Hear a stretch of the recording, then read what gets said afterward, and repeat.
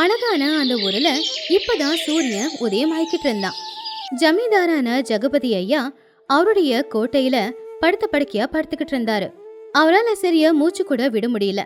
அப்போ வெளியில வாசல் கிட்ட அவருடைய மருமக வீரையா அங்க இங்கன்னு சுத்திக்கிட்டு இருந்தான். ஏண்டா மாமாவுக்கு கஞ்சி மருந்தெல்லாம் கொடுத்தீங்களா இல்லை என் தலையில போட்டுட்டீங்களா? சின்னையா, நாராயண அண்ணன் பக்கத்துலயே இருந்து எல்லாத்தையும் பார்த்துக்கிறாரு. நாராயணனா? அந்த நாராயணனா? அவனை தவிர வேற யாருக்கும் ஒழுங்கா எந்த வேலையும் செய்ய தெரியாதா? அப்பதான் நாராயண கையில ஒரு பித்தளை சொம்பை எடுத்துக்கிட்டு ஐயாவோட அறையை விட்டு வெளியில வந்தான். அவன் கண்ணுல ஒரு அமைதியும் முகத்துல ஒரு தெளிவோடவும் வெளியில வந்தான். என்ன நாராயணா, மாமாவுக்கு எல்லா வேலையும் செய்கிற போலையே. அவருடைய சொத்துல பாதியை கொடுக்குறேன்னு சொல்லியிருக்காரா? எல்லா சேவையும் செய்கிற போலையே. ஐயா என்னோட கடவுள் சின்னையா, அவருக்கு சேவை செய்ய நான் கொடுத்து வச்சிருக்கணும். போதும், என்கிட்ட இந்த நடிப்பெல்லாம் வேணாம். அவர் முழிச்சுக்கிட்டு இருக்காரா? ஆமாங்க ஐயா, முழிச்சுக்கிட்டு தான் இருக்காரு. உங்களையும் அம்மாவையும் வர சொன்னாரு. வீரையாவும் பார்வதியும் அறைக்குள்ள போனாங்க. பாவம் கஜபதி ரொம்பவும் சோர்வா இருந்தாரு. அவரு நாராயணனை பக்கத்துல வர சொன்னாரு. நாராயணா, கொஞ்சம் பக்கத்துல வாடா. நாராயண அவரு பக்கத்துல போன உடனேயே அவரு அவனுடைய காதுல ஏதோ ஒரு ரகசியத்தை சொன்னாரு. என் படுக்கைக்கு கீழே பழைய பெட்டி சாவி உன்கிட்ட தான் இருக்கு. யாருக்கும் அப்படின்னு சொல்லி அவரு மறுபடியும் மயங்கிட்டாரு. நாராயண எழுந்திருச்சு அவரை காலை தொட்டு கும்பிட்டு வெளியில வந்தான். என்ன சொன்னாரு மாமா? உன் காதுல என்ன சொன்னாரு? ஐயா ரொம்ப அசதியா இருக்காருங்க ஐயா, அதான் அவரு படுத்து தூங்குறாரு. நான் உங்ககிட்ட அதை கேட்கல. அவரு உன் காதுல ஏதோ சொன்னாரு, என்ன அது? என்னங்க, அப்பாவுக்கு ரொம்பவும் உடம்பு முடியல. நீங்க நாராயணனை இப்படியெல்லாம் கேள்வி கேட்காதீங்க. அவன் நம்பிக்கையான ஒருத்தன் தான்.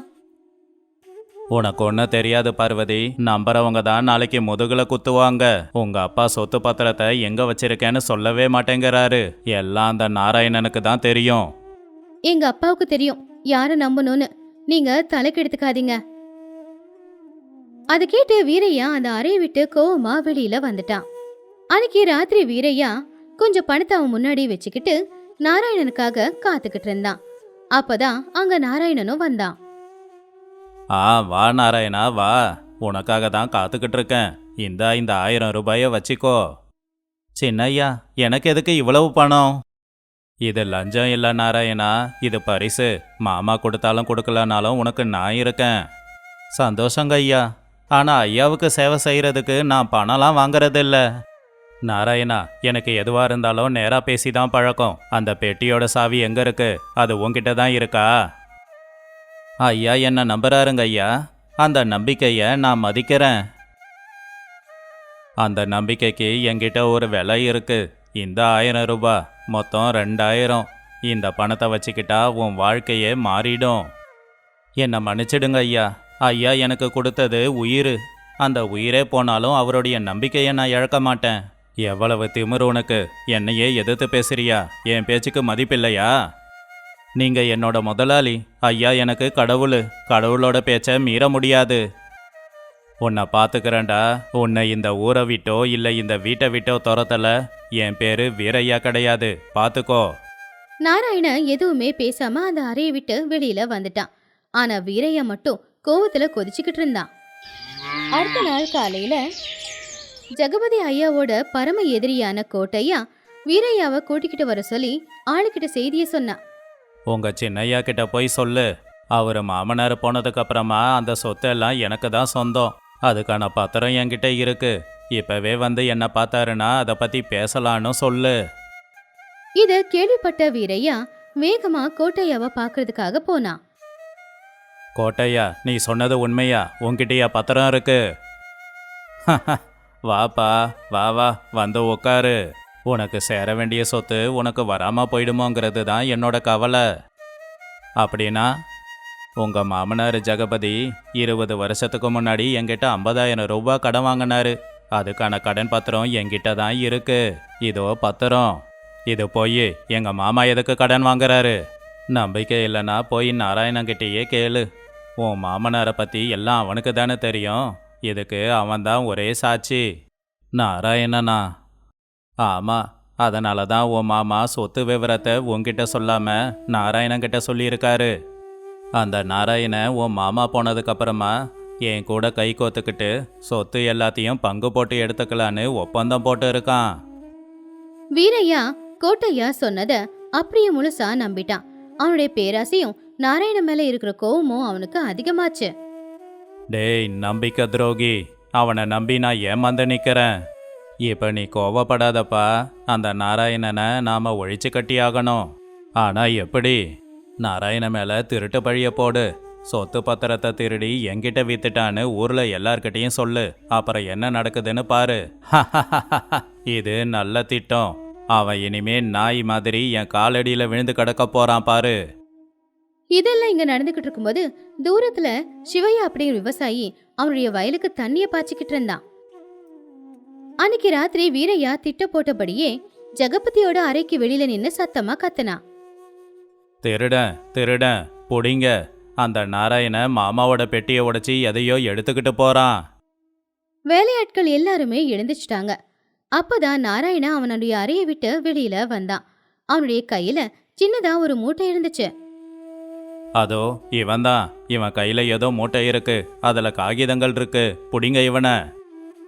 வேலைக்காரங்க நாராயணனை இறுக்கமா பிடிச்சிட்டாங்க. சின்னையா என்னாச்சு? நான் என்ன பண்ணேன்? என்ன பண்ணியா?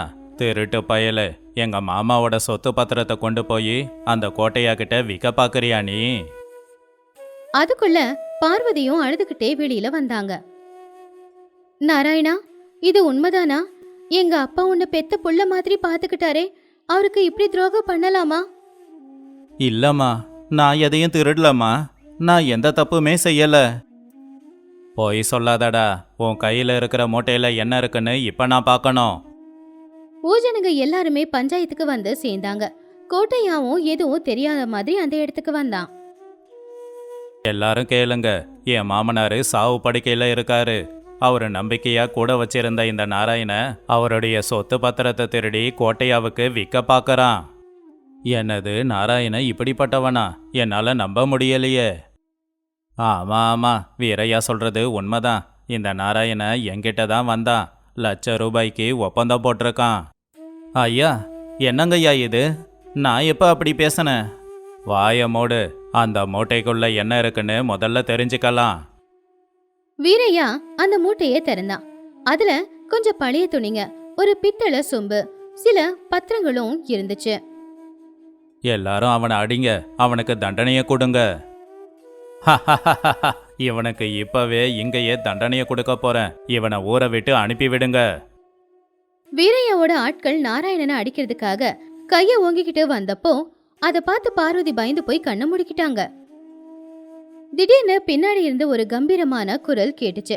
அந்த குரல் கேட்டதோ எல்லாரும் அமைதியா பின்னாடி திரும்பி பார்க்கும்போது படுத்த படுக்கையா இருந்த ஜெகபதி அந்த சிவையா அப்படிங்கிற விவசாயியோட தோல்ல கைய போட்டு நடக்க முடியாம நடந்து மெதுவா பஞ்சாயத்துக்கு வந்து சேர்ந்தாரு.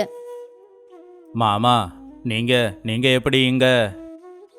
மாமா, அவன் திருட்டுத்தனம் பண்ணி வச்சிருக்கான். இதோ பத்திரம். பத்திரமா? அது சொத்து பத்திரம் கிடையாது வீரையா. அது நீயும் கோட்டையாவும் சேர்ந்து என் சொத்துக்களை எப்படி பங்கு போடலான்னு ஒப்பந்தம் போட்டீங்களே, அந்த பத்திரம். வீரையாவும் கோட்டையாவும் 2 பேருமே ஆச்சரியப்பட்டாங்க. டேய் சிவையா, நடந்தது என்னன்னு சொல்லு. நேத்து ராத்திரி மாந்தோப்புல வீரையா கோட்டையா 2 பேரும் சந்திச்சு பேசிக்கிட்டாங்க. நாராயண மேல எப்படி திருட்டு பழி போடலாம் அப்படின்னு முடிவு பண்ணாங்க. இது எல்லாத்தையும் தூரத்துல இருந்து நானும் ஐயாவும் பார்த்தோம். இல்ல, பொய். இவன் பொய் சொல்றான். வாய மூடு கோட்டையா. 20 வருஷத்துக்கு முன்னாடி நீ தான் என்கிட்ட பணம் கடன் வாங்கின. ஆனா என் மருமகனுக்கு காட்டினது பொய் பத்திரம். ஐயா, என்ன மன்னிச்சிடுங்க ஐயா. இந்த வீரையாவால தான் நான் தப்பான வழியில போயிட்டேன். சி, நீ எல்லாம் ஒரு மனுஷனா? என் பொண்ணை உனக்கு கட்டி வச்சு நான் தப்பு பண்ணிட்டேன். என் உசுறு போறதுக்கு முன்னாடியே என் சொத்து எல்லாத்தையும் எடுத்துக்க நீ நாராயண மேல பழி போடுறியா? அப்பா, என்ன மன்னிச்சிடுங்கப்பா. நீ அழாதம்மா.